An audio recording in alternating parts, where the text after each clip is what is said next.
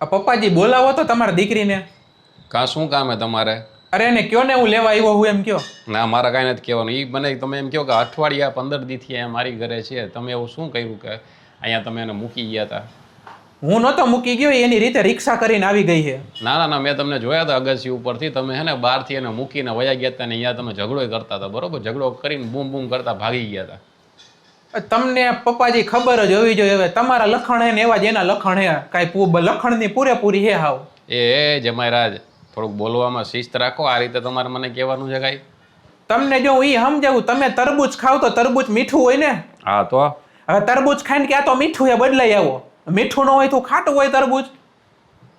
એના આટું તમે ઝઘડો કર્યો હોય. વાત કંઈક બીજી છે, તમે કંઈક છુપાવો, ચોખ્ખી વાત કરો. જમાઈરાજ આવી રીતે ન હોય કે પછી જ મારી દીકરી તમારા ઘરે આવશે, બરોબર? તમારા ભેગી ઉનાળો આવ્યો ને તો 2 દી પહેલા મને શું કહેતી હતી ખબર હે? તમારી ઘરે મૂકી ગયો એ પહેલા મને કે આઈસ્ક્રીમ લઈ આવો, અમેરિકન નટ્સ લઈ આવજો. અમેરિકનનું નટ્સ લઈને આવ્યો ને તો એને શું કીધું ખબર? શું કીધું? મને કે આમાં ખાલી નટ્સ જ હોવા જોઈએ, આમાં તો બદામ હે, લ્યો બદલાઈ આવો. મારે ઓલાને હું એમ કેવું આમાં બદામ જ બદલાવી દે. આટલી બાબતો આટલું તમે આવી રીતે કરો, છોકરીને ઘરે મૂકી જાવ હો. આની પહેલા મેં એને ખાલી એટલું કીધું કે તું પકોડા બનાવજે, તેને શું કરી નાખ્યું ખબર હે તમને? હું બુદ્ધિ વગર નહીં હે તમારી છોકરી. એ બુદ્ધિ વગરના તમે હો, મારી ઘરે આવીને મારી દીકરીને જેમ તેમ બોલતા નહીં. જો મારા મમ્મીએ એમ કીધું તું કે તું પોતા કરી નાખ, બરોબર હે? અને મેં એને કીધું કે તું પકોડા કરી નાખ, તો એ હારીએ ઊંધું જીકી દીધું કે પકોડામાં તેલની બદલે ફિનાઇલ જીકી દીધી, અને ઓલું તેલથી સીધું પોતા કરી નાખ્યા. ઊંધામાં થઈ ગયો હેઠો હું હોલમાં. તો તમારે ધ્યાન ન રખાય?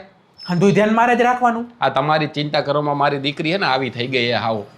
તમારે હે ને હાવ લોહી પી ગયા હો મારી દીકરીનું. એના પણ તમારી દીકરી વાતે ઝઘડો કરે. હવે તમને ચોખ્ખી ભાષામાં સમજાવું ને, 1 મહિના પહેલા અમે ધાબાએ ગયા જમવા હાટું પંજાબી. પણ તમે મારી દીકરીને ધાબાએ જમવા લઈ ગયા, રેસ્ટોરન્ટમાં નથી લઈ જતા? અરે પંજાબી શાક એનું ફિક્સ જ છે કે ને, નાન અને શાક પંજાબી હે ને, અમારી ઘરની બાજુમાં ધાબા હે ને ત્યાંનું જ ભાવે. એટલે સારું હાલો, પછી અહીંયા શું કર્યું?